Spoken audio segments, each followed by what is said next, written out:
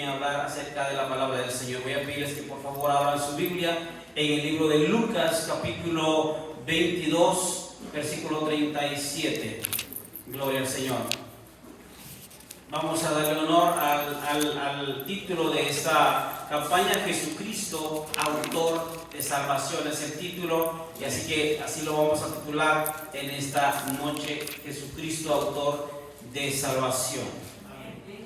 Lucas capítulo 22, versículo 37. Amén. Gloria a Jesús. Lo leemos en el nombre del Padre, del Hijo y del Espíritu Santo, y dice así de la siguiente manera: porque os digo que es necesario que se cumpla todavía en mí aquello que está escrito. Esto es Jesús hablando. Y fue contado con los inicuos, porque lo que está escrito de mí, dice el Señor, tiene cumplimiento. Oramos. Padre, te damos gracias por esta palabra, Señor, que hemos leído en esta noche. Te pedimos, Señor, que tomes control, Padre, de principio al final. Padre, te ruego que tu Espíritu Santo comience a obrar en cada corazón, en cada mente, Señor. Te ruego que hables a la vida de ellos, así como lo has hecho a mi vida, Señor. Bendice, Señor, a este pueblo. Prepara nuestro corazón, prepara el ambiente, prepara nuestra mente para recibir lo que tienes para nosotros. Padre, bendice conforme a la necesidad de cada uno, en el nombre de Jesús. Amén, amén. Pueden tomar asiento en esta noche, gloria al Señor. Dijimos que nuestro título de esta hora es Jesucristo, autor de salvación, pero quiero enfocarme sobre el tema es necesario. Me decía el hermano que el título es basado por la época en este tiempo, que se hace conmemoración de la muerte y la resurrección de Jesucristo. Me parece muy adecuado en el tiempo, así que vamos a hablar un poco sobre el inicio de del sacrificio de nuestro Señor Jesucristo. El versículo que leímos dice: porque os digo que es necesario que se cumpla todavía en mí, dice el Señor, aquello que está escrito, y fue contado con los inicuos, porque lo que está escrito de mí tiene cumplimiento. Amén. Es necesario nuestro tema de esta hora. Quiero llevarles a un relato de la historia de las Escrituras acerca del Señor Jesucristo, y esa historia la encontramos en San Juan capítulo 18, versículo 1, el inicio de esta etapa del Señor Jesucristo antes de llegar a la cruz del Calvario. ¿Cómo comienza todo en ese momento? Vamos a ver un poco acerca del arresto del Señor Jesucristo. San Juan capítulo 18, versículo 1, dice así: habiendo dicho Jesús estas cosas, salió con sus discípulos al otro lado del torrente de Cedrón, donde había un huerto, en el cual entró con sus discípulos. El versículo 2, San Juan 18, 2: y también Judas, el que le entregaba, conocía aquel lugar, porque muchas veces Jesús se había reunido ahí con sus discípulos. El versículo 3: Judas, pues, tomando una compañía de soldados y alguaciles de los principales sacerdotes y de los fariseos, fue allí con linternas y antorchas y con armas. Escuche bien. No fueron solamente a hablar con el Señor, sino llevaron linternas, llevaron antorchas, pero también llevaron armas. En los 4 dice: pero Jesús, sabiendo todas las cosas, diga conmigo, Jesús, sabiendo todas las cosas que le habían de sobrevenir, se adelantó y les dijo: ¿a quién buscáis? Y le respondieron: a Jesús Nazareno. Jesús les dijo: yo soy. Y estaba también con ellos Judas, el que le entregaba. El 6 dice: cuando les dijo yo soy, retrocedieron y cayeron a tierra. El 7 dice: volvió pues a preguntarles: ¿a quién buscáis? Y ellos dijeron: a Jesús Nazareno. Esta escena, hermano, es algo triste. Aquí comienza el proceso de nuestra redención. En ese momento, el Señor Jesucristo, ¿sabe que lo más importante de todo esto? Leía un comentario que por ahí, por esos caminos, también caminaba el rey David. Y en esos caminos, el rey David se escondía del rey Saúl cuando quería matarlo. La diferencia entre David y Jesús es que David huía espantado, escondiéndose de Saúl. Jesucristo sabía exactamente lo que estaba pasando, conocía el camino y él no iba con miedo, él estaba consciente de lo que estaba pasando. Porque él sabía, conocía el lugar y sabía lo que iba a pasar, lo había anunciado en la cena anterior, que alguien de los que estaba con él iba a entregarle. Entonces no iba a ciegas, el Señor Jesucristo iba sabiendo lo que iba a suceder. Conocía lo que venía, sabía lo que venía hacia su vida en ese momento. Sin embargo, él igual decide ir a ese lugar. ¿Por qué? Porque era necesario, dice la Escritura, que esto se cumpliera. Entonces él cuando llega ahí, dice que los soldados llegan a prender a Jesús y no llegan amablemente. Lo tremendo de esto, que muchas de las veces habían visto a Jesús predicar y enseñar y nadie lo había aprendido. Muchas veces lo vieron a solas al Señor Jesucristo y nadie le había hecho nada. Y esta vez eligen un lugar específico, pero ¿saben por qué? Porque era necesario que se cumpliese la Escritura. No lo pudieron ver agarrado en otro lugar, no lo pudieron ver prendido en otro lugar. Era necesario que en ese lugar sucediera lo que sucedió para que se cumpliera la Escritura. Y llegan con armas, dice la Biblia, a prender al Señor Jesucristo, un hombre de paz que solamente anunciaba las buenas nuevas de salvación. Mire qué ironía. Pero esto es lo que el enemigo hace, eso es lo que el enemigo planea cuando quiere detener los procesos de Dios, cuando el enemigo quiere detener los planes de Dios, la voluntad absoluta de Dios sobre la vida de nosotros. El enemigo quiere detenerlo y quiere imponerse enfrente de lo que Dios quiere hacer con nosotros. El enemigo quiere causar problemas en nosotros. El enemigo quiere causar dolor en el corazón del ser humano y confusión. Pero algo poderoso que Dios hace, que en medio de la confusión y en medio de las cosas que el enemigo hace, Dios tiene un plan perfecto que Él no conoce. Muchas de las veces nosotros trabajamos muchos años con la sociedad de jóvenes, fuimos pastores jóvenes en diferentes iglesias, y la pregunta de los jóvenes siempre era: ¿por qué nosotros, siendo creyentes, sufrimos? Y a veces sufrimos más que la gente del mundo. Y mi respuesta siempre ha sido la misma: el mundo sufre por consecuencias y el mundo sufre sin alguna razón, pero los creyentes sufrimos y padecemos con propósito. Jamás un creyente va a sufrir o va a padecer sin propósito. Eso nunca va a pasar. Todo lo que nosotros pasamos, aun cuando nosotros no lo entendemos, todo lo que pasamos tiene un propósito divino en el cielo escrito por Dios. Amén. Era necesario. Quiero sacar 3 puntos importantes de esta historia. Queremos ver qué es lo que nos enseña el Señor en esta historia y en este relato del arresto del Señor Jesucristo. Número 1, en el lugar correcto.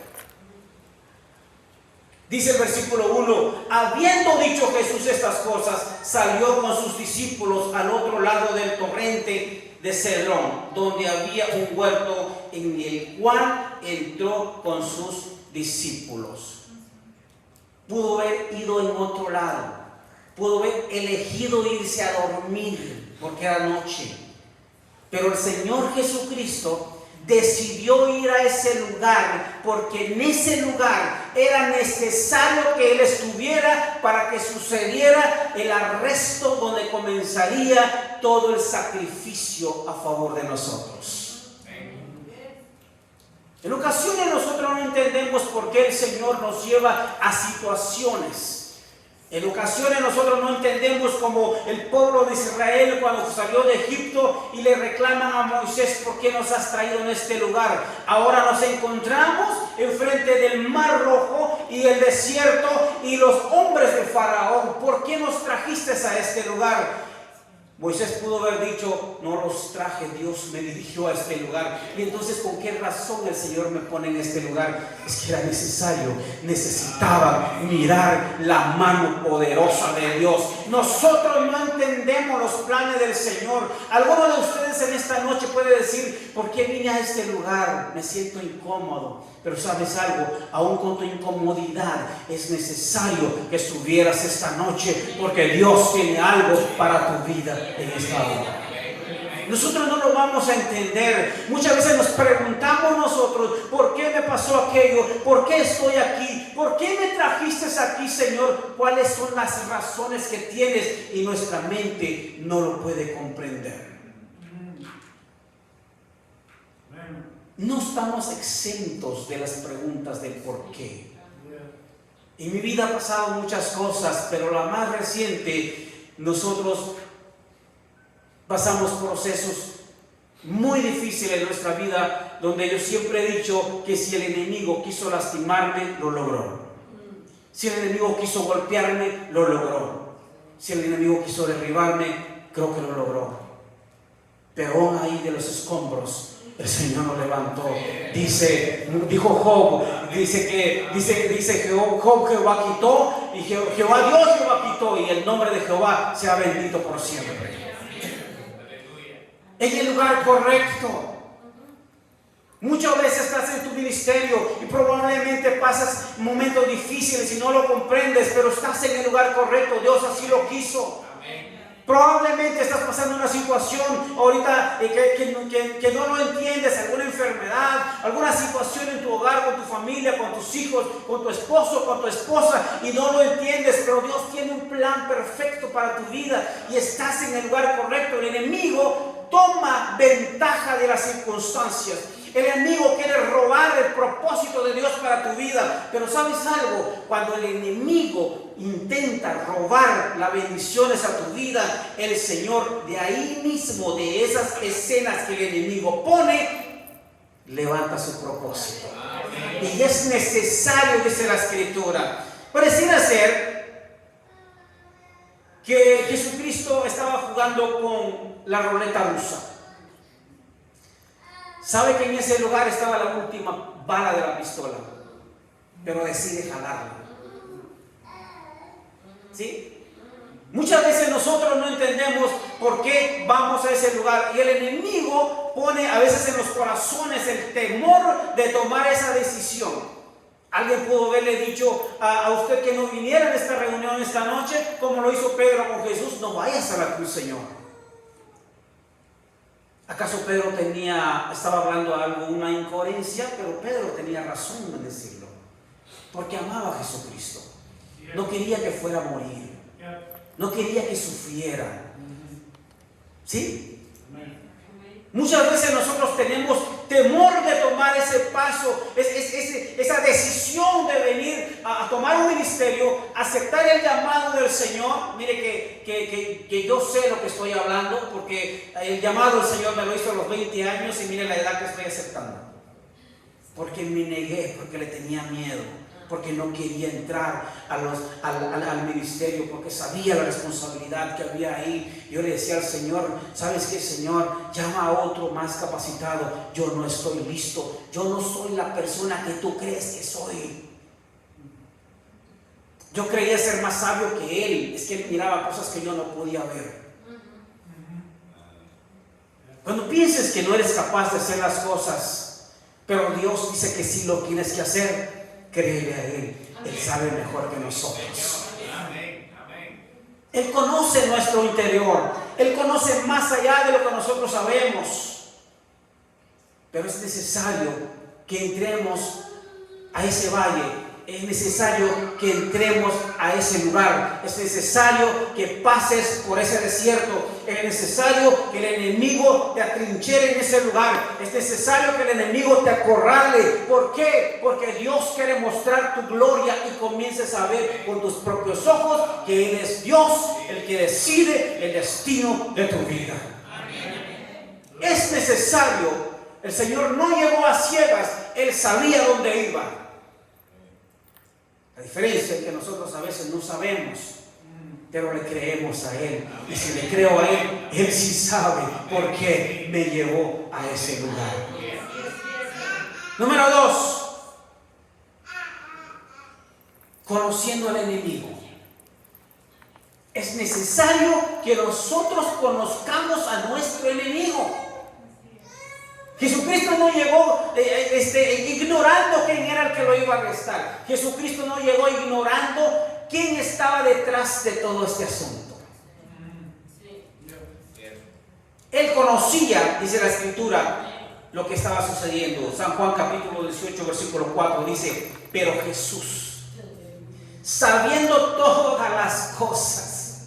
Y si Jesús sabía todas las cosas, sabía lo que pasaba en ese momento, sabía lo que iba a suceder después, sabía el día que yo nací, sabía el día que yo iba a pasar mis procesos, sabía el momento en que yo iba a llorar, sabía el momento que yo me iba a lamentar, sabía el momento que yo iba a decir: ¿por qué, Señor? Porque Él sabía todas las cosas. Dice: pero Jesús, sabiendo todas las cosas que le habían de sobrevenir, se adelantó y les dijo: ¿a quién buscáis? Aleluya. Decía mi papá: este es el Cristo que yo predico.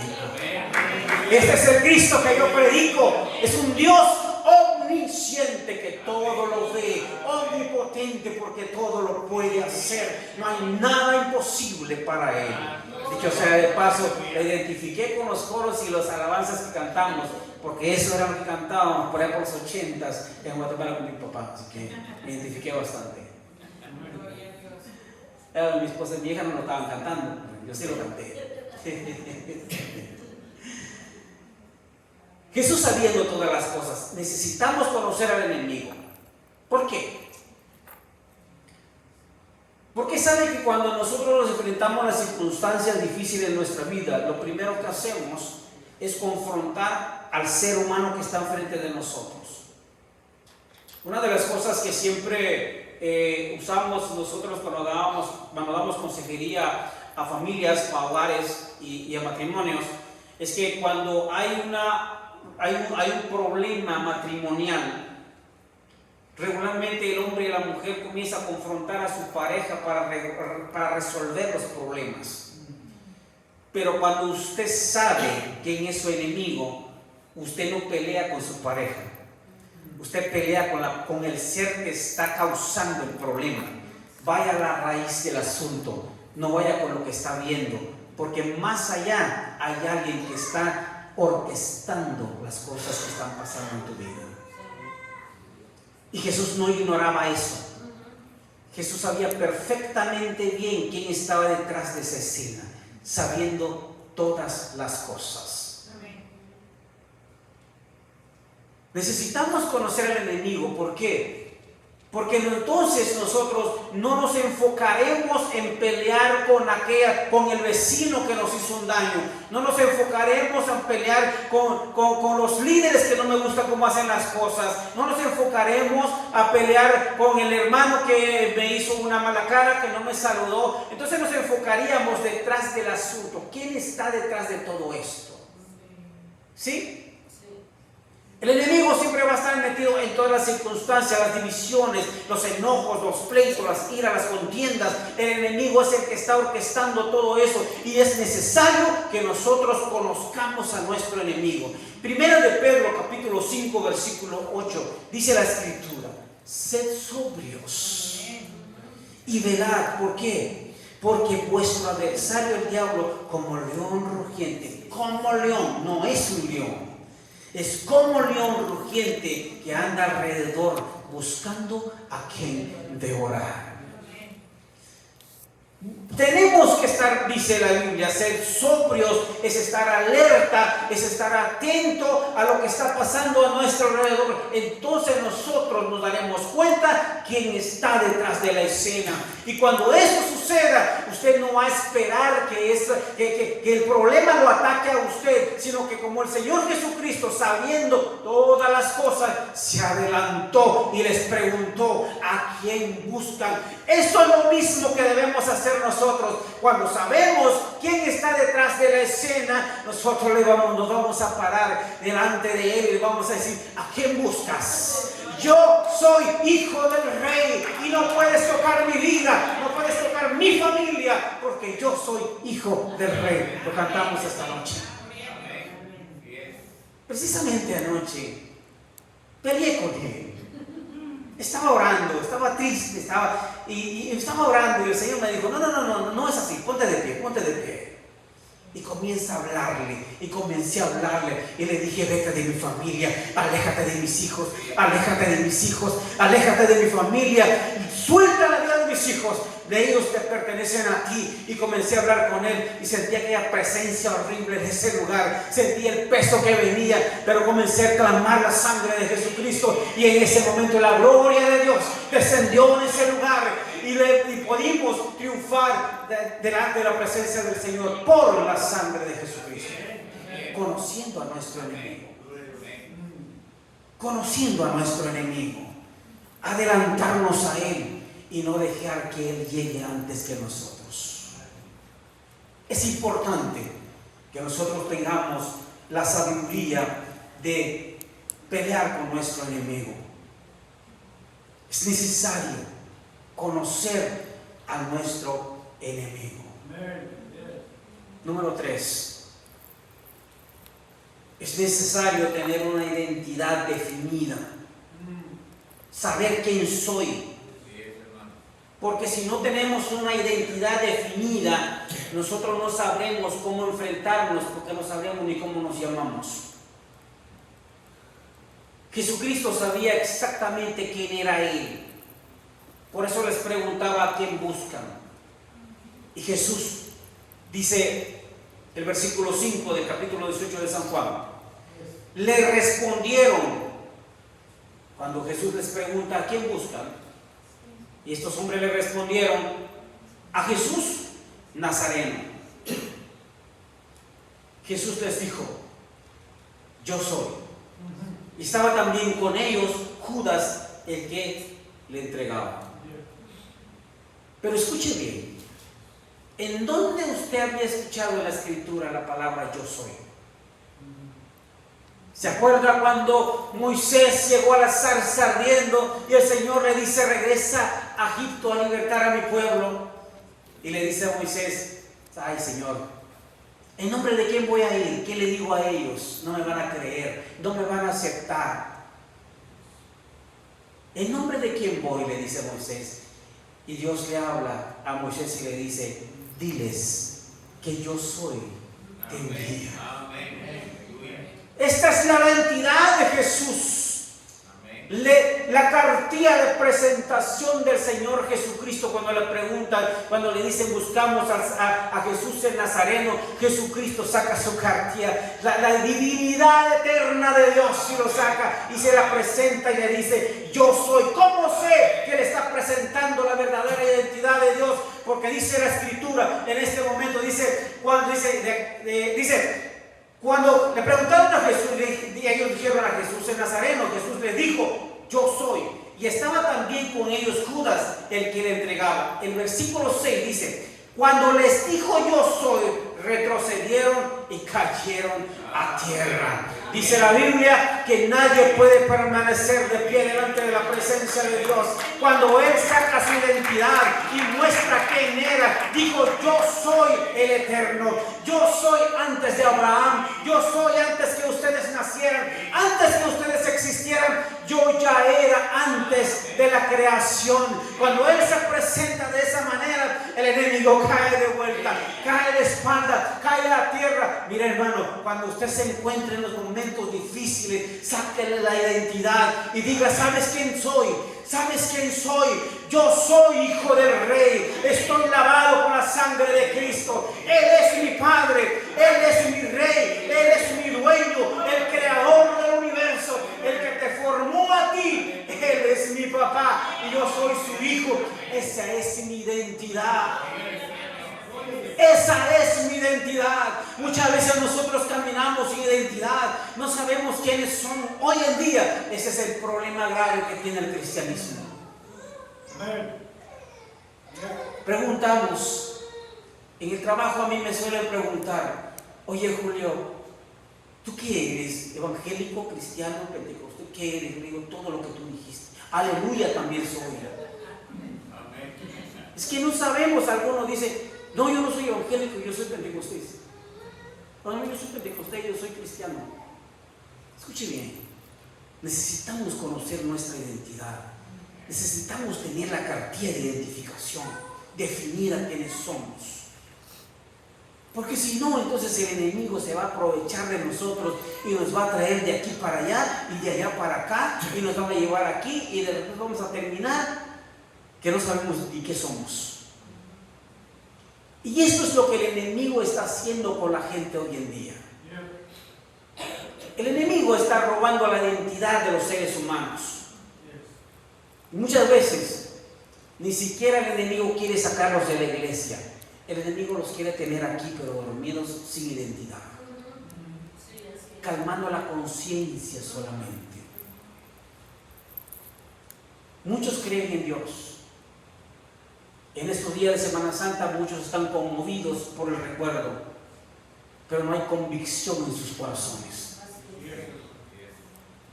Muchos están conmovidos por la escena del sacrificio de Cristo, pero no aceptan su sacrificio como es. No hay una identidad definida, porque todos dicen que son, pero la Escritura dice que sus hechos lo niegan. Necesitamos estar definidos en qué lado estamos. No podemos estar caminando, dice la Escritura en el libro de Apocalipsis, muy duro por cierto, le dice el Señor hablándole a la iglesia: ojalá fueres frío o caliente. Y esto es lo que el enemigo está haciendo en los últimos años. En estos tiempos el enemigo está robando la identidad de la iglesia. No permite que sean calientes, tampoco permite que sean fríos. El enemigo se regocija ver una iglesia tibia.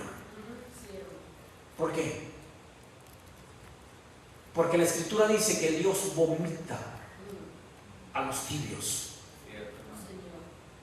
Es tiempo que nosotros nos levantemos entonces y tomar nuestra identidad como Jesucristo, saber quiénes somos y enfrentar las dificultades de la vida, enfrentarnos al enemigo sabiendo quiénes somos en realidad.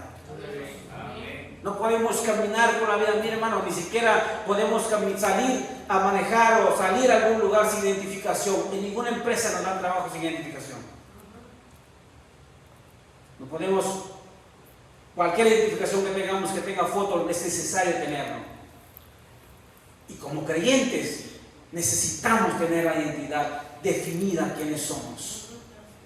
Pero para esto necesitamos conocer al Señor Jesucristo. Es necesario tener una identidad, es necesario saber quiénes somos, es necesario saber que somos hijos de Dios, el creador del universo. No es un Dios, no es el Dios, Él definitivamente es mucho antes de toda la creación. Es eterno, no tiene principio, no tiene fin. La gente hoy en día pretende entender a Dios, pretende buscar explicaciones a las circunstancias de la vida. La gente quiere razonar a Dios. Pero esta es una de las respuestas que yo le di a uno de mis hijos, el varón. Él entonces tenía como 14, 15 años. Leía libros como no tiene idea, conocía demasiado, tenía su mente llena de información.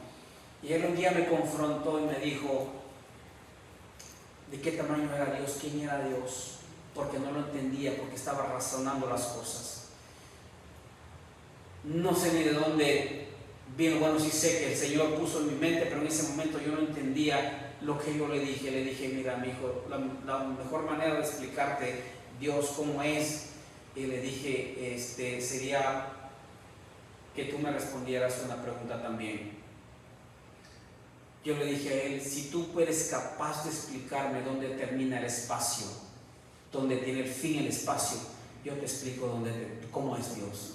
Y él se quedó pensando. Y él dijo, no puedo, el espacio no tiene fin, es infinito. Exactamente. Si yo lograra entender a Dios, yo dejo de creer en Él. Porque si yo entiendo a Dios, Dios sería de mi estatura y de mi tamaño. Pero yo prefiero no entenderlo. Por eso creo en Él. Porque es superior a mí. Mucho más grande que mis pensamientos, mucho más grande que mis ideas, mucho más grande que mis sueños, mucho más grande que mis metas. Por eso creo en Él. Porque todo lo sabe. Y sé que es perfecto lo que hace. El libro de San Juan, primera de Juan, capítulo 4, versículo 19. Nosotros le amamos a Él porque Él nos amó primero. Nosotros le amamos a Él porque Él nos amó primero, porque era necesario que pasara todo lo que dice la Escritura, porque os digo que es necesario que se cumpla todavía en mí aquello que está escrito. Él decidió amarnos voluntariamente, por eso nosotros le amamos a Él. Romanos 5:8 dice, mas Dios muestra su amor para con nosotros, en que nosotros siendo aún pecadores, Cristo murió por nosotros. No había salvación para nosotros. Romanos 3:23 dice, por cuantos todos pecaron y están destituidos de la gloria de Dios, porque dice la Escritura que la paga del pecado es muerte, por cuanto no había salvación para nosotros. Y el ser humano se cree tan digno que no merece, que no necesita a Dios. El ser humano cree que no necesita a Dios porque se cree ser mejor que Dios, porque yo me porto bien, porque yo hago bien, porque yo doy esto, porque yo regalo, porque soy amable, porque soy bueno. La Biblia dice que nadie es salvo por obras para que nadie se gloríe, y no es por obra, es por la gracia y la misericordia de Dios. Es porque Él pagó un precio por mí. Es porque yo no me merecía la salvación, yo no merecía este lugar. Sin embargo, a Él le plació darme este lugar. Por eso yo debo agradecerle a Él y agradarle a Él. Toda mi vida le pertenece a Él. Toda mi vida le pertenece a Él. Llegó un momento en mi vida donde sentí que me estaba muriendo literalmente del dolor aquí en mi interior. Le dije, Señor, ya no puedo más. Y me estaba muriendo, me faltaba el aliento. Cerré mis ojos y sentí que me estaba yendo en ese momento. Lo único que salió de mi interior, le dije, Señor, prometo predicar tu palabra toda mi vida si me sacas de aquí. Y no sabía lo que estaba diciendo. Y en ese momento el Señor comenzó a fortalecer mi vida y volvió a levantarme. ¿Cómo no voy a estar agradecido con el Señor?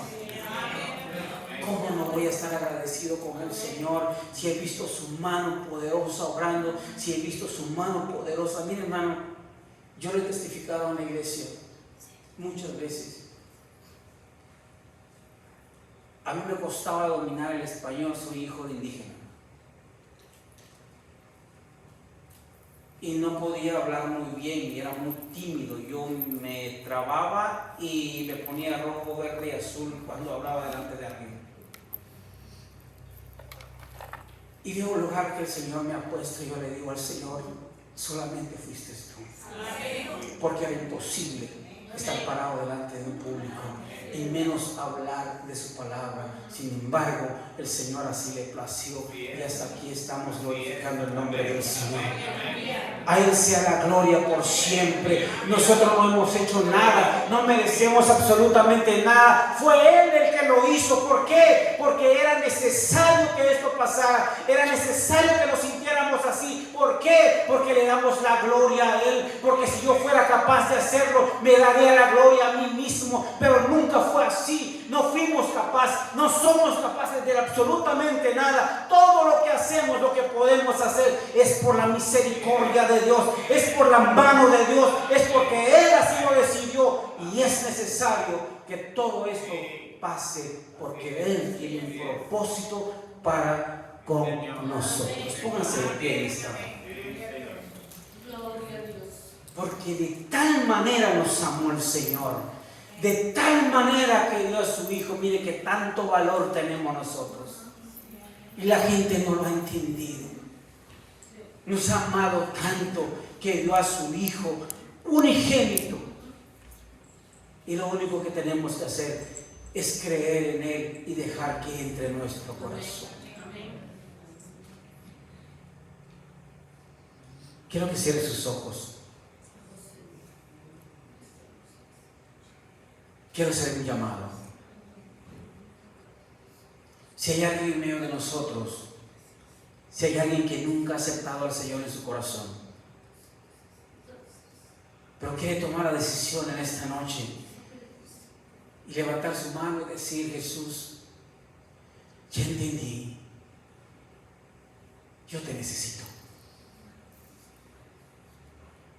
Entendí que fue voluntariamente el sacrificio que hiciste y lo hiciste por amor a mí. Yo te acepto en esta noche. Si hay alguien aquí que quiere aceptar al Señor, puede levantar su mano. El Señor está llamando. El Señor está tocando los corazones, porque Él nos ama de tal manera, dice la Escritura.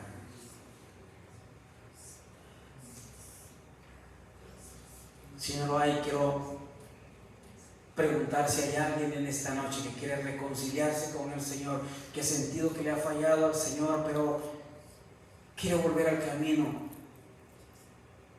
Quiero que sepas que el Señor está con sus brazos abiertos esperando y diciéndote: hijo, vuelve a casa. Yo pagué precio por ti y no quiero que regreses igual. El Señor te dice hoy: ven.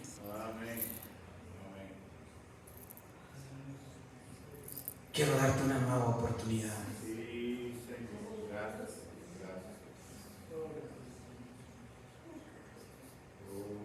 Gloria a tu nombre, Jesús.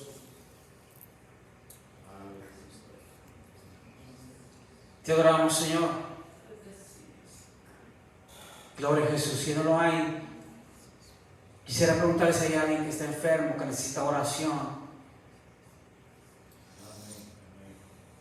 Creemos en el sacrificio del Señor. Isaías dice que por sus llagas nosotros ya fuimos curados. Cualquier necesidad que tengamos, la ponemos en las manos del Señor. Gloria a Jesús. Oramos. Padre, te damos gracias en esta noche. Te damos gracias, eterno Dios, por la oportunidad que nos has dado de estar aquí, Señor. Gracias por la palabra que nos has traído, Señor. Has ministrado mi corazón, has hablado a mi vida, Padre. De mi parte, Señor, estoy agradecido contigo, Padre, porque has traído aliento a mi vida, has traído aliento a mi corazón, Señor. Me has bendecido, Padre, me has llenado, me has fortalecido, Padre. Gracias, Señor, por amarme de tal manera, Señor. Nunca podremos pagarte, Señor, ese sacrificio que hiciste, Padre. Te damos la gloria y la honra a ti, Señor. Oro, Padre de la gloria, por aquellos que están en este lugar que no te han conocido, Señor. Quédate en sus corazones, Padre. Que tu Espíritu Santo comience a obrar en la mente y en el corazón. Que comiencen a inquietarlos, Padre del cielo, y que sientan esa necesidad, Señor. En el nombre de Jesús de Nazaret, bendigo a la vida de aquellos que están en este lugar por tu palabra, Señor. Bendice a toda esta iglesia, Señor. Bendice a la congregación, Padre, el necesitado. Te ruego, Señor, que seas con ellos. El que esté enfermo trae sanidad sobre su cuerpo, Padre. El que esté desanimado trae aliento, Señor. El que esté sin fuerza traiga fortaleza sobre ellos, Padre. En el nombre poderoso de Jesús, bendice esta congregación. Bendice esta campaña, Señor amado, y tu nombre proclamamos que tú eres Jesucristo, el autor de salvación, en el nombre de Cristo Jesús. Amén, amén. Le damos palmas al Señor en esta noche. ¿Cuántos están alegres? Cristo vive, no está muerto. Amén, aleluya. Pueden tomar asiento, gloria al Señor. Gracias por su atención. Bueno, mi nombre completo es Julio César López. Soy nativo de Guatemala,